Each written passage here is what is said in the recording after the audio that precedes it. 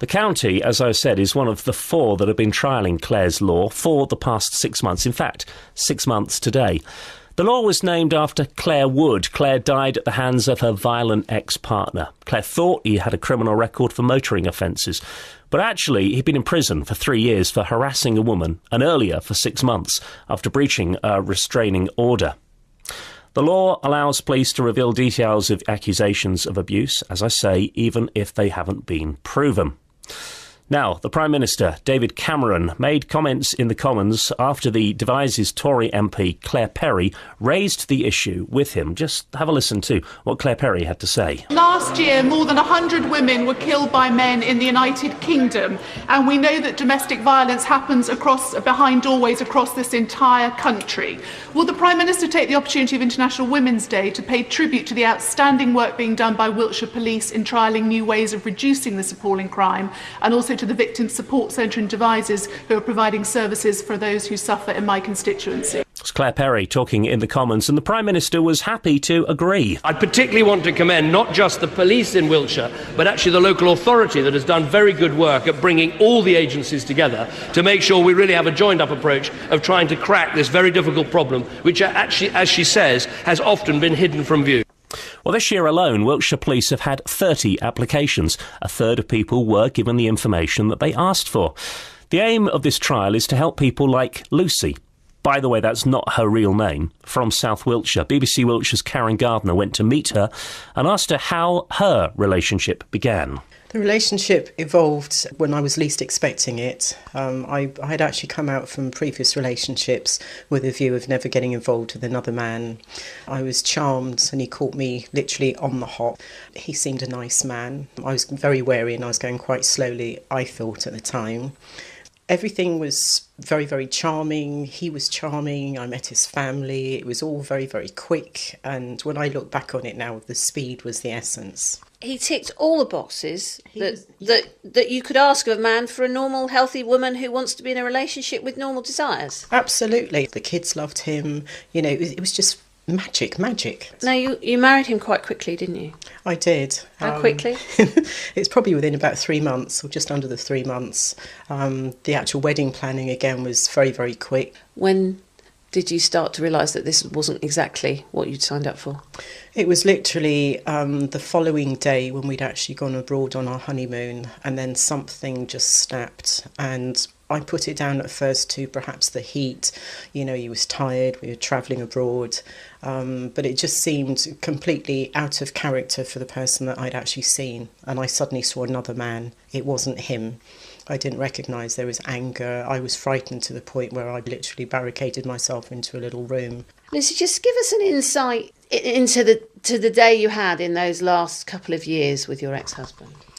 I think time was a factor for him. It was almost an addictive pattern. So everything was controlled down to such precision. So from the moment we woke up, which would be 5:30, it would be a question of, having to go down and prepare carrot juice, for instance.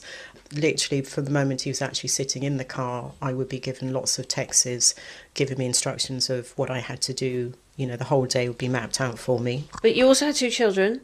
And you were working, yes. So your day was pretty busy anyway, but he had very specific requirements about what you did with your time. Yep. And there were signs that this was very controlling. For example, the time he'd say he'd want his supper. Yeah, it wouldn't be 6 o'clock, it would be 4 minutes past 6. It would be perhaps a way of, I could cook the dinner one day, it would be perfect, another day it wouldn't be perfect, it'd be cooked exactly the same way. So I never knew where I was walking on eggshells. Literally, from the moment he actually came from work, the youngest one would be looking out the window like a meerkat, and we'd all be waiting, wondering what kind of mood was going to actually be greeting. Sometimes it could be a nice mood, we could be having a happy time around the dinner table, and then just suddenly, boom, it could be one look or one comment or something, and then the whole mood changes again. How long did the abuse go on? When I'm looking back, the abuse actually started straight away, really. So for the 3 years that we were actually together, it was a very slow process of grooming, I guess. It built up to intimidation in my face, putting me down, making me feel really small, very controlling. But it didn't resolve into physical abuse? It didn't resolve into physical. It got very, very close to it. You got yourself out of the relationship. Do you think if you'd stayed in it, it would have got worse? You would have been physically abused? Definitely, because my confidence had gone. My friends afterwards have told me how different I became, and all I knew is I just lost I became a shadow of who I was. I was a larger than life character, and I was this timid little person that, was just treading on eggshells all the time. You don't look like a victim, Lucy. You look confident, you're a very attractive woman, you're nicely dressed, you hold your head up, you speak well. You were also aware of the potential abuse because you'd had previous abusive relationships. But I didn't recognise that it was abuse. And it actually took one of the managers from the Women's Refuge. She recognised certain signs. I can recognise certain signs in women now with the work that I do. If someone is abused, even in the crowd, I can spot it. But I didn't recognise it at the time because I was I wasn't educated enough to understand what abuse was. It was just a way of life. Brave lady telling her story there too, BBC Wiltshire's Karen Gardner. Well, coming up on the programme, I'm going to be talking to PC Pete Clark from Wiltshire Police's Domestic Violence Unit based in Melksham. Pete is the man responsible for Wiltshire's Clares Law pilot, so lots of questions to ask him. He'll be joining me very soon here on The Morning Show at BBC Wiltshire. From 12 on BBC Wiltshire. We're talking about domestic violence on the programme this morning because it is 6 months since the trial of Clares Law began here in Wiltshire. So are you looking for a new relationship at the moment? Maybe you're actively dating. Are you using online dating perhaps to try and meet somebody? Lots of things to consider before you get into a relationship, but I wonder how many people actually question whether their new partner, be it a man or a woman, need to be said, could potentially abuse you, both physically or mentally in the future. I have to say it's probably not at the forefront of your mind asking that question when you're in the throes of a new relationship. It's exciting times, isn't it? Well, we heard earlier from Lucy, who did suffer domestic abuse. Wiltshire Police, as I say, have been trialling Clares Law to track down on the problem of domestic violence. The law allows police to reveal details of accusations of abuse, even if they weren't proven. The Police and Crime Commissioner, Angus McPherson, told BBC Wiltshire's Ben Prater on our breakfast show this morning that more women still need to know about the scheme. It's not that well known, and I think part of what we'd like to do is to make more people aware of this. Certainly I was with a group of victims of domestic violence and abuse the other day. They had been through the system, so it might not have applied to them at the time they were being abused, but they weren't fully aware of the availability of this. Do you have any reservations, though? Does it need tweaking? Obviously, this is a trial. I suppose the issue for us at the moment is to whether we should continue to run this in Wiltshire while that evaluation is being done. It would be a great shame to start something, stop it, and then start it again if we find it's not working. Victims, domestic abuse, fairly high on my priority list. The Policing Crime Plan's out for consultation. I think we can sustain this. I think I'd like to hear from people whether they think it is worth sustaining or something that is valuable to them. But it's so new that so few people know about it. Well, that's Angus McPherson speaking to Ben Prater earlier on our breakfast show. Let's welcome to the programme now PC Pete Clark from Wiltshire Police's Domestic Violence Unit in Melksham, and indeed the man responsible for Wiltshire's Clares Law pilot. Morning, Pete. Good morning, Graham. Thank you for having me on the programme. Oh, you're very welcome. It's nice to see you in here. Interesting listening to Angus McPherson there. Let's go straight to that question. Do you think enough people know about Clares Law and about what it can do to help them? Well, certainly at the launch, there was a considerable amount of publicity on national press and media, and I did expect at the start there to be a deluge of applications, but nationally, having spoken with colleagues, there wasn't, which did surprise me. But what we have seen is since the inception of it is a gradual pickup where it's become steady, but I would like to see more because it's available. It's so simple to do, and I feel it's a really useful tool. We're going to find out exactly how it works. If people listening to the lady we called Lucy earlier, as I said, felt, yeah, we can relate to this, What help is there? We'll find out. We'll come on and find out exactly how it works, what the process is, if you like, very soon. First of all, I want just to take it back to the beginning. Just remind us how Wiltshire got chosen to be one of the 4 counties that were used for this trial of Clares Law. Well, the previous Chief Constable, Mr. Brian Moore, was in fact the ACPO, that's the Association of Chief Police Officers. He was the ACPO head for domestic violence. That means, in effect, he was the national lead. So, of course, he had an interest in this, and Wiltshire being his home force, he thought we could trial it, and I'm glad he did that because, it's obviously a subject close to his heart, and I'm pleased to be doing it. Is Wiltshire a place where there are high levels of domestic abuse? Wiltshire is a very safe county and is no worse than any other place in the United Kingdom, and probably I would say that Wiltshire is one of the lowest places that has domestic violence throughout the UK. OK. Let's get on with how it works. If somebody listening to our conversation this morning does think that they're in an abusive situation, be it physical or mentally, what can they do? What's the process? The process is so simple, it's unbelievable, that there are various ways that they can contact the police.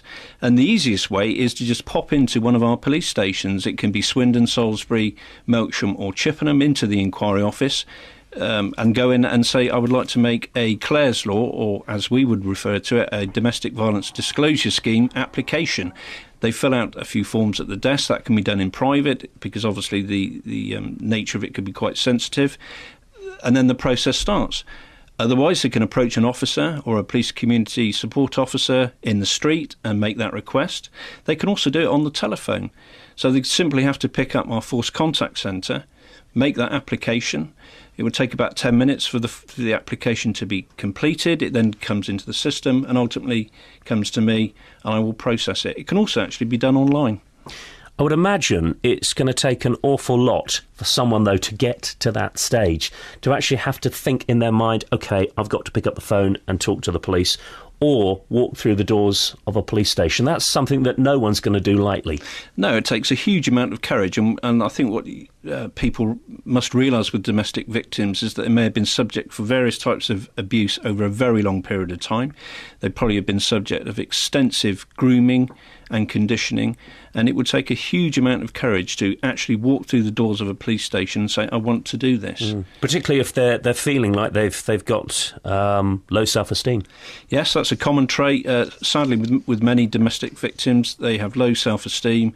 The perpetrator will often have belittled them for an extended period of time, and quite often victims will sadly feel that it's actually their fault that they are suffering this abuse. So to actually overcome those barriers and start the process, it takes a considerable amount of courage, yes. So words of reassurance for people that are getting to the stage where they do feel strong enough to ask for some help, about once they've made that step, and that's the biggest thing, I suppose, making that initial step to saying, I need some help. How are they going to be treated?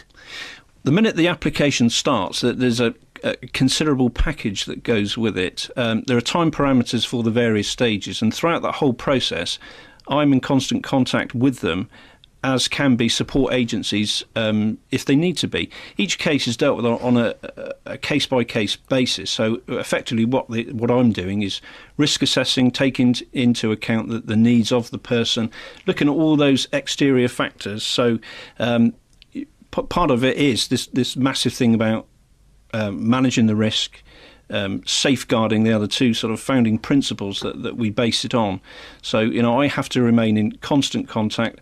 There are various measures that we can put in place, if things escalate. So, that's a whole complete package of aftercare and care whilst the application continues.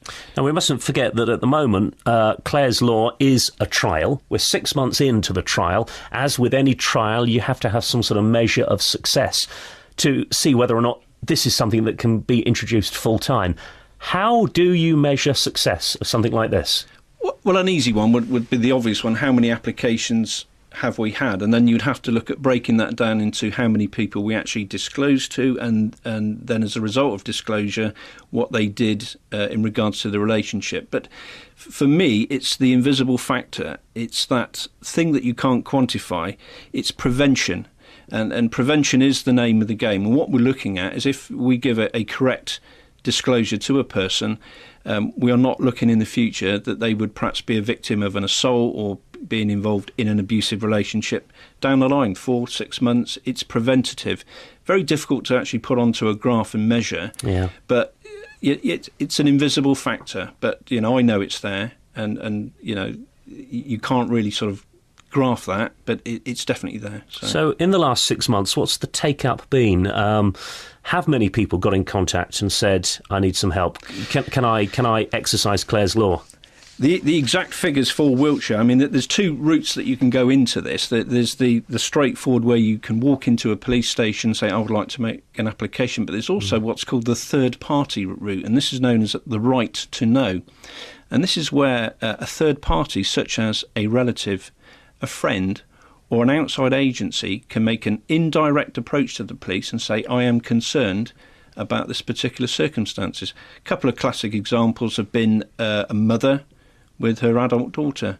Daughter is in what appeared to be an abusive relationship. The mother made a right to know application. We processed that, and there were some concerns. Now, you see, this is something, again, that I have to say I didn't know. I didn't know there was a third person right to this as well. So anyone listening today that's concerned about a family member or a friend, they equally have the rights to Clares Law. Absolutely. They have the right to walk in and make that application. But I must point out that although they have the right to ask at that point, the person the information concerns is the potential victim. Yes, so having made that initial application, the mother or father, whoever it happened to be, that they would not necessarily be given that information. But also outside agencies. And that's one thing Wiltshire Police are actively looking to do. And in fact, we've got some training sessions coming up soon with partner agencies, because partnerships is the name of the game. It is the way forward. So people like housing officers, social services, they can make applications to the police if they're dealing with people and they feel someone that they're dealing with is at risk, and we will process those through as well. And the person who's subject to that inquiry will not know that we're doing this. Yeah. Going back to the trial of Clares Law, how long is the trial, by the way? The trial is 12 months. OK, so you've got another 6 months to go. 6 months. How are you going to prove to the government that it has made a difference in order to keep Clares Law going and it being available to people? Well, obviously, we would look at comparative figures for domestic violence results within Wiltshire. Perhaps a before and after comparison would be the obvious one. I'm in quite regular contact with the Home Office about this. We talk about it. We talk about the invisible effect. And I say it is difficult to quantify, in a straightforward before and after scenario. It would be a question of perhaps the figures, the number of applicants actually coming through the doors asking for disclosure. Because this could be a problem, couldn't it, really? Because, we keep talking about the invisible effect, and it's invisible, and yet you've got to try and convince the government that it's made a difference. How do you do that when it's invisible? Persuasion. I mean, again, it will be down to those figures. We would look at, before and after. We would look at perhaps some of the perpetrators involved, because what you've got to understand with domestic violence perpetrators, they're normally serial. That means, under the definition, they have been abusive or violent to 2 or more previous partners. Some, in fact, have been abusive to dozens over a long period of time. So we might be able to look at an actual quantitative figure in terms of, they're not able to abuse identified victims because the victims have chosen to discontinue that relationship. So, I got a couple more questions that I want to ask you. Let's go back to someone making that first step to actually coming in and saying, I want some help, I want to exercise Clares Law. You make your inquiries, you then perhaps have to go back to that person and say, the news isn't great, your husband, boyfriend, wife, girlfriend, whatever it may be, actually has got a history of violent domestic abuse. What then? You give them this news, you can't then just send them off back out. What happens then? Of course not. There's an extensive aftercare package. When I carry out disclosures, I'm always accompanied by an independent domestic violence advisor who will be talking later, Jennifer from Victim Support, and we're able to offer sort of aftercare packages. Now, they can start with the starting point is, once you give someone information, you then have to manage the risk from that point on. And potentially, having given disclosure, that could be the riskiest time. Yeah, of course. So I have to consider, will the perpetrator find out about this disclosure? If the victim leaves him, how will he react? So some of the measures that we can put in, just the basic one is regular contact from the police. That can be by phone call. We could increase that by actually uniform visits. We can put operational orders on response orders on their premises. We can put we can give them police alarms. And in fact, the ultimate one is we could remove them from the scenario. If the risk was so great, we could offer them refuge.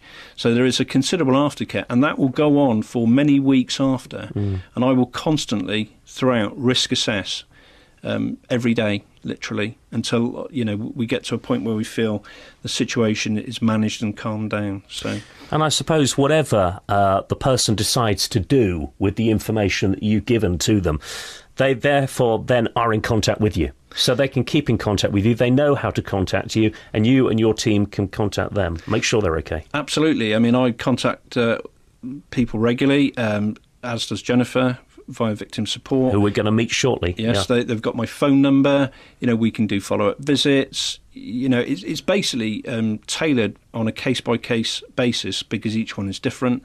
But I'd certainly like to assure anybody contemplating an application, we don't just forget about you. That aftercare is there, and if necessary, will continue for months, on a constant risk assessment basis. OK, I'm really grateful for you coming in today and for explaining this. Important, just before we say thank you to you, once again, how do people get in touch? How do people ask for this help? 3 very, very simple steps. Take yourself in person into a police station, and in Wiltshire it will be Swindon, Salisbury, Melksham or Chippenham. Or you can phone the 101 number. You'll get through to our Force Contact Centre and you can say, I would like to make a Clares Law application. Thirdly, you can approach any uniform officer in the street or a police community support officer and say, I would like to make a Clares Law application.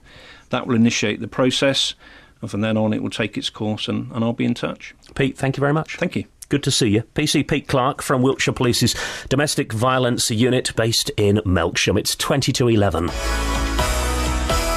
Travel. BBC Wiltshire. It's David Bowie and Starman. He's got a brand new album to be released later on this month. Highly anticipated. It's just gone 11:15. It is BBC Wiltshire. This is Graham Rogers with you. Organisations in the county, including the police and the council, are working together to crack down on cases of domestic violence, as we've been talking about. Now, Home Office statistics report that domestic violence accounts for 15% of all violent incidents. In the year 2010 to 2011, 21 men and 93 women were killed by a partner, ex-partner or lover. Wiltshire Police, as we've heard, have been a part of a trial of Clares Law for the past 6 months, which allows women to find out whether or not their partners have a violent past. And one of the organisations working closely with the police is Victim Support. And delighted to say, joining me in the studio now is Jennifer Chironi, Senior Independent Domestic Violence Advisor. That's quite some title, isn't it? Goodness. With Victim Support in Devizes. Welcome to the programme. Good morning, Graham. Delighted to be here today. It's nice to see you. How much of your time as somebody employed by Victim Support is taken up with cases of domestic violence? Well, you've alluded to my job title, which is Independent Domestic Violence Advisor. So my role is to work full-time, assisting those to be at the highest risk of serious harm. As an organisation, Victim Support supports many different victims of crime. And you spoke about the figure previously, about 15% of recorded crime is domestic violence and abuse. And that would again reflect the percentage of our time which is spent dealing with victims of this very difficult and sensitive problem. Now, obviously, you work very closely with the police, but within the past 6 months, how much involvement have you had with this trial of Clares Law? We've been very, very much involved in this. I think one of the strengths that we have in Wiltshire, we have extremely good and sophisticated multi-agency working. We work very closely together. Domestic abuse is a very complex and difficult problem, and not one agency has all of the answers to such a question. Nor does it have the resources to deal with it. It's only by working together that we're really able to provide a really effective solution to this very difficult problem. So agencies such as Victim Support and the IDVA service do work very closely with the police. Our role really is to assist with that assessment of risk, to identify what those risks are and how best we can manage those risks in order to keep that person and their children safe. One of the things that I learnt, one of the many things that I've learnt this hour talking to you all, was the third party inquiry. So if there is a mother listening or a father or a best friend listening that is concerned that their son, daughter, best friend is in a domestic abuse situation, they can also ask to exercise Clares Law. How many people do you think know about that? Because I didn't know about that. No, and I think that's a very good outcome of us being here today. Yes, and certainly this third-party route also applies to other professionals as well who are coming into contact with potential victims of domestic abuse. So professionals such as people like doctors or teachers, I suppose. Indeed. Workers in the healthcare sector, for example, midwives, health visitors. Those are our eyes and our ears on the ground, and they're very... a lot of professionals will tell you of their previous frustrations. They've worked with and they've known about people who are a problem towards their partners. And it's one of the frustrations that as a professional, if you see that perpetrator of domestic abuse turning up with a new partner, how do we deal with that information? The third party reporting route actually gives us that opportunity for a professional to actually voice those concerns and for that application process to commence. Can you give me an example of this sort of in practice, if you like? Well, an example perhaps could be a midwife. They perhaps dealt with a pregnancy. We do know, unfortunately, that a lot of domestic abuse can actually start or escalate during pregnancy. So midwives are very, very important colleagues in helping us to address this problem. Why would that be, just out of interest? There are lots and lots of theories about it. One of my favoured theories is that people who are abusive to their partners, what they want is absolute control and domination over every aspect of that victim's life. We heard from the very powerful and eloquent account of Lucy earlier. Yes. And we heard about having to have the dinner on the table at 4 minutes past 6 in the evening, and how she feared the consequences of not having the dinner on the table at that time. That is the level to which people who are abusive towards their partners will go to. Now, in pregnancy, that dynamic shifts. That pregnant woman has now a different focus of attention. That focus away from the perpetrator, servicing their needs, trying to pacify how they feel and they behave, that focus has now shifted. Also, pregnancy offers an opportunity for more people to be intrusive and to actually be involved and be in contact with the victim. And that changes the power dynamic with a perpetrator. So that's one of the theories that I have about why domestic abuse can escalate and start within pregnancy. OK, direct question here. As working with victim support, have you noticed a difference since the introduction of the trial of Clares Law? Yes. One of the unfortunate consequences being a victim of domestic abuse is that you become very isolated and very disempowered. This is a really useful tool in our toolkit, which is offers us a multiple variety of options to actually empower people to actually make decisions for themselves. And I think that's a very powerful thing. By giving people information about risk, that gives them the opportunity to make informed decisions, which they can use to inform about their own risk and that of their children. Do you think it should be made permanent? Do you think Clares Law should be rolled out across the whole country? It's very difficult to quantify success for the reasons that my colleague PC Clark has already spoken about this morning. However, I do think that prevention is always very hard to measure. Quite slowly, I thought at the time. Everything was very, very charming. He was charming. I met his family. It was all very, very quick. And when I look back on it now, the speed was the essence. He ticked all the boxes that you could ask of a man for a normal, healthy woman who wants to be in a relationship with normal desires. Absolutely. The kids loved him. You know, it was just magic. Now, you married him quite quickly, didn't you? I did. How quickly? It's probably within about 3 months, or just under the 3 months. The actual wedding planning, again, was very, very quick. When did you start to realise that this wasn't exactly what you'd signed up for? Of trying to crack this very difficult problem, which actually, as she says, has often been hidden from view. Well, this year alone, Wiltshire Police have had 30 applications. A third of people were given the information that they asked for. The aim of this trial is to help people like Lucy. By the way, that's not her real name. From South Wiltshire, BBC Wiltshire's Karen Gardner went to meet her and asked her how her relationship began. The relationship evolved when I was least expecting it. I had actually come out from previous relationships with a view of never getting involved with another man. I was charmed and he caught me literally on the hop.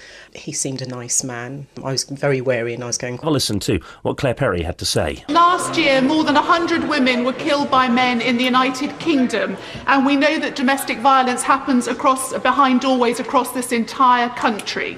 Will the Prime Minister take the opportunity of International Women's Day to pay tribute to the outstanding work being done by Wiltshire Police in trialling new ways of reducing this appalling crime, and also to the Victim Support Centre and Devices who are providing services for those who suffer in my constituency? It's Claire Perry talking in the Commons, and the Prime Minister was happy to agree. I particularly want to commend not just the police in Wiltshire, but actually the local authority that has done very good work at bringing all the agencies together to make sure we really have a joined-up approach.